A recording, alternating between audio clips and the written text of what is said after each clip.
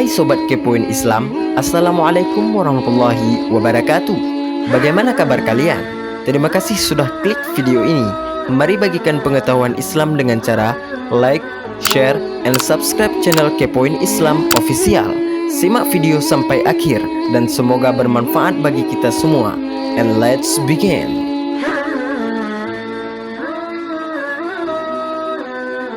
Nabi Sulaiman alaihissalam adalah putra dari Nabi Daud alaihissalam.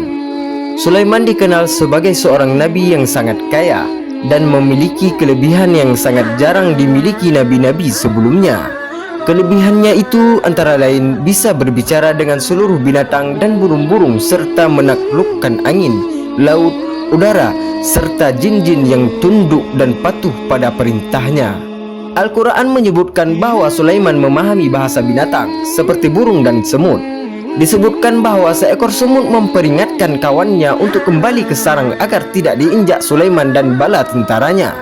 Sulaiman yang mendengar dan memahami perkataan semut tersebut tersenyum dan tertawa, kemudian memanjatkan syukur kepada Allah Subhanahu wa Ta'ala. Sulaiman juga mampu bercakap-cakap dengan burung hudhud dan berbicara dengan jin. Sulaiman juga disebutkan menghimpun bala tentaranya yang terdiri dari manusia, jin, dan burung, memerintahkan hudhud membawa pesan dan menguping pembicaraan manusia, menawan setan dan memerintahkan mereka untuk membangun dan menyelam, mencairkan tembaga, memerintahkan bangsa jin untuk membuat hal yang dikehendaki Sulaiman alaihissalam, seperti gedung-gedung tinggi, patung-patung dan piring-piring sebesar kolam.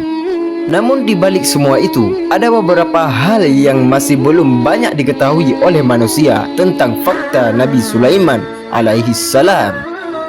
Berikut fakta Nabi Sulaiman alaihissalam. Penulis Bismillah pertama. Setiap mengawali sesuatu, sebisa mungkin kita harus mengucapkan Bismillah. Namun apakah kalian tahu bagaimana kisah pertama kali kalimat Bismillah itu ditulis? Bagi orang Muslim, kalimat Bismillah tentunya menjadi kalimat yang setiap hari selalu diucapkan. Biasanya kalimat itu diucapkan saat akan membaca Al-Quran atau hendak melakukan sesuatu kegiatan. Hakikat Bismillah sendiri merupakan kalimat kepercayaan terhadap Allah Subhanahu wa Ta'ala dan terhadap khalifah di muka bumi. Apapun yang dilakukan dan diawali dengan membaca Bismillah diharapkan akan mendapatkan kemudahan, keberhasilan dan berkah dari Allah Subhanahu wa Ta'ala. Lantas bagaimana awal kalimat Bismillah tercipta? Pada dasarnya kalimat tersebut berasal dari penggalan ayat Al-Quran surat An-Naml ayat 30. Dalam ayat tersebut berisi ungkapan seorang ratu yang konon bernama Ratu Balqis. Hal ini diketahui ketika ia menceritakan sebuah tulisan atau surat yang ia terima dari Nabi Sulaiman alaihissalam. Tulisan tersebut dimulai dengan kalimat Bismillahirrahmanirrahim. Sesungguhnya surat itu dari Sulaiman dan sungguh isinya dengan menyebut nama Allah yang Maha Pemurah lagi Maha Penyayang. Diketahui Ratu Balqis merupakan sang penguasa dari negeri Sabah. Ia memiliki istana dan juga kekayaan. Namun, Ratu Balqis ternyata tidak menyembah Allah Subhanahu wa Ta'ala, melainkan menyembah matahari. Dengan alasan itulah seekor burung bernama burung hudhud mengadukan alasan kealpaannya tatkala Nabi Sulaiman alaihissalam memeriksa kumpulan burung. Hal ini selaras dengan firman Allah dalam surat An-Naml ayat 23 sampai 24. Sesungguhnya aku menjumpai seorang wanita yang memerintahkan mereka. Dia adalah ratu mereka bernama Balqis, dan dia dianugerahi segala sesuatu yang diperlukan oleh seorang raja, seperti perlengkapan senjata dan peralatan lainnya. Lalu burung hudhud menjelaskan kepada Nabi Sulaiman alaihissalam tentang Ratu Balqis tersebut. Aku mendapati dia dan kaumnya menyembah matahari selain Allah, dan setan telah menjadikan mereka memandang baik perbuatan-perbuatan mereka, lalu menghalangi mereka dari jalan yang benar sehingga mereka tidak dapat petunjuk. Lantas mendengar hal tersebut, Nabi Sulaiman alaihissalam mengutus burung hudhud untuk memberikan surat kepada Ratu Balqis, di mana di dalam surat itu terdapat tulisan kalimat Bismillahirrahmanirrahim. Sesudah itu Nabi Sulaiman menulis surat kepada Ratu Balqis yang berbunyi, dari hamba Allah Sulaiman ibnu Daud kepada Ratu Balqis, Ratu Negeri Sabah, dengan nama Allah yang Maha Pengasih lagi Maha Penyayang. Keselamatan atas orang yang mengikuti petunjuk. Amma ba'du, janganlah kamu sekalian berlaku sombong terhadapku, dan datanglah kepadaku sebagai orang-orang yang berserah diri. Memiliki tentara terkuat di bumi. Setelah Nabi Daud alaihissalam wafat, anaknya yakni Nabi Sulaiman meneruskan kerajaan Bani Israel. Ada banyak hikmah dan pelajaran yang bisa diambil dari kisah Nabi Sulaiman. Ia merupakan raja segala makhluk. Allah berfirman dalam surat Sad ayat 30, dan kami karuniakan kepada Daud Sulaiman, dia adalah sebaik-baik hamba, sesungguhnya dia amat taat kepada Tuhannya. Nabi Sulaiman alaihissalam adalah satu dari 25 nabi dan rasul yang wajib diimani. Allah mengutus Nabi Sulaiman untuk memperbaiki akhlak Bani Israel. Sulaiman berdakwah berdasarkan Taurat, kitab yang diturunkan kepada Nabi Daud. Selain menjadi nabi, Allah Subhanahu wa taala juga menganugerahkan kerajaan yang besar yang pernah ada di dunia untuk Sulaiman. Dia menjadi raja untuk segala makhluk. Tak hanya manusia, Sulaiman merajai binatang serta makhluk gaib seperti jin dan setan. Allah Subhanahu wa taala menjadikan jin dan setan tunduk pada Nabi Sulaiman alaihissalam. Allah berfirman dalam surat Al-Anbiya ayat 82, dan kami tundukkan pula kepada Sulaiman segolongan setan-setan yang menyelam ke dalam laut untuknya, dan mereka mengerjakan pekerjaan selain itu, dan kami yang memelihara mereka itu.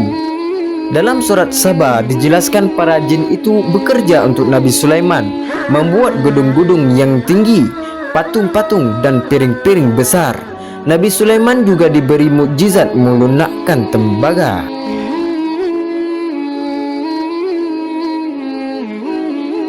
Nyuruh Ifrit untuk membawa singgasana Ratu Balqis. Al-Kisah ketika Nabi Sulaiman mendengar kabar bahwa ada kerajaan yang menyembah matahari. Lalu Nabi Sulaiman memerintahkan burung hudhud untuk mengirimkan sepucuk surat. Perintah Nabi Sulaiman itu pun segera dilakukan burung hudhud. Ia kemudian terbang ke negeri Sabah dan langsung melemparkan sepucuk surat itu kepada Ratu Balqis yang tengah duduk di istana. Ratu Balqis yang terkejut itu pun membuka surat yang ia dapat dengan cara tak terduga tersebut. Surat tersebut berisi dengan nama Allah yang Maha Pengasih lagi Penyayang. Surat ini adalah dari Sulaiman. Janganlah kamu bersikap sombong terhadapku dan menganggap dirimu lebih tinggi daripadaku. Datanglah sekalian kepadaku berserah diri. Ratu Balqis yang merasa mendapat tamparan dari surat tersebut lantas mengundang para pembesar kerajaan untuk merunding tindakan apa yang akan dilakukan. Apakah mengerahkan bala tentara untuk berperang atau menggunakan cara halus untuk menaklukkan Nabi Sulaiman? Akhirnya setelah keputusan ditentukan, Ratu Balqis memilih cara yang halus untuk menghadapi Nabi Sulaiman. Keputusan itu pun lantas dikabarkan dengan cepat oleh burung hudhud kepada Nabi Sulaiman.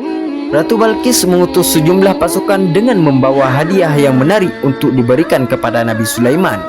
Namun, Nabi Sulaiman yang juga memiliki kekayaan luar biasa langsung mengutus para jin untuk membangun sebuah istana yang mampu menyilaukan mata utusan Ratu Balqis. Hingga saat utusan Ratu Balqis tiba berhadapan dengan Nabi Sulaiman, hadiah yang mereka bawa ditolak dan diminta untuk dikembalikan kepada ratu mereka. Nabi Sulaiman juga berpesan kepada utusan Ratu Balqis bahwa pihaknya akan mengirim pasukan ke negeri Sabah jika mereka tidak beriman kepada Allah Subhanahu wa taala. Setelah Ratu Balqis terdesak, ia pun berpikir untuk mengunjungi kerajaan Nabi Sulaiman untuk menyerahkan diri. Di tengah perjalanan, Ratu Balqis meninggalkan negeri Sabah. Nabi Sulaiman memanggil golongan jin untuk membantunya agar Ratu Balqis terkejut saat tiba di kerajaannya. Kemudian berkatalah jin Ifrit yang terkenal cerdik kepada Nabi Sulaiman, "Aku mampu membawa tahta Ratu Balqis dari istananya sebelum engkau sempat berdiri dari tempat dudukmu," kata jin Ifrit. Di tengah pembicaraan itu, salah satu jin lainnya yang juga memiliki ilmu lebih berkata, "Aku akan membawa tahta Ratu Balqis ke hadapanmu bahkan sebelum engkau sempat memejamkan mata." Dan benar saja, dalam sekejap tahta Ratu Balqis telah dipindahkan ke kerajaan Nabi Sulaiman. Sesampainya di kerajaan Nabi Sulaiman, Ratu Balqis pun terkejut melihat tahta yang ia tinggalkan di negeri Sabah telah berpindah ke kerajaan yang ia tuju. Ratu Balqis pun terheran-heran dengan kemegahan kerajaan Nabi Sulaiman dengan dinding dan lantainya terbuat dari kaca putih.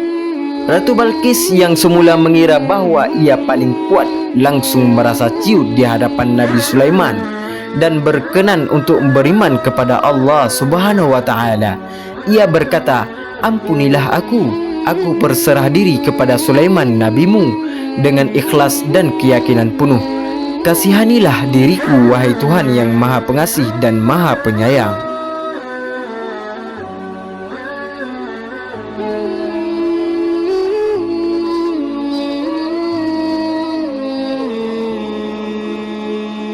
Wafat dalam keadaan bersandar di atas tongkat. Nabi Sulaiman alaihissalam meninggal di Baitul Maqdis pada tahun 923 sebelum Masehi. Menurut Ishaq bin Bashar dari Muhammad bin Ishaq dari Az-Zuhri dan yang lainnya, Nabi Sulaiman meninggal dalam umur 52 tahun. Setahun atau 2 tahun sebelum meninggal, Nabi Sulaiman sering berada di dalam mihrabnya seorang diri beribadah. Pada hari meninggal itu, Sulaiman masuk ke dalam mihrabnya, kemudian salat. Setelah itu duduk dengan bersitekan kepada tongkatnya. Saat itulah maut datang menjemputnya. Tidak ada seorang pun yang tahu, termasuk bangsa jin, bahawa Sulaiman sudah meninggal dunia. Allah Subhanahu wa taala berfirman dalam surat Saba ayat 14, "Maka tatkala kami telah menetapkan kematian Sulaiman, tidak ada yang menunjukkan kepada mereka kematiannya itu kecuali rayap yang memakan tongkatnya. Maka tatkala ia telah tersungkur, taulah jin itu bahawa kalau sekiranya mereka mengetahui yang gaib, tentulah mereka tidak akan tetap dalam siksa yang menghinakan." Bangsa jin terus saja bekerja karena yakin Sulaiman tetap mengawasi pekerjaan mereka. Padahal Nabi Sulaiman waktu itu sudah meninggal dunia. Dalam ayat ditegaskan bahawa jin tidak mengetahui yang gaib. Seandainya mengetahui yang gaib, tentu mereka tahu bahawa Sulaiman sudah meninggal dunia. Mereka baru tahu Sulaiman meninggal dunia setelah rayap memakan tongkat Nabi Sulaiman hingga patah, dan oleh sebab itulah Sulaiman terjatuh. Subhanallah, Nabi Sulaiman merupakan salah satu nabi dari 25 nabi yang sangat taat kepada Allah Subhanahu wa taala. Semoga dari beberapa fakta menarik ini bisa menambahkan keimanan kita terhadap Allah Subhanahu wa taala. Amin, amin ya rabbal alamin. Wallahu a'lam bissawab.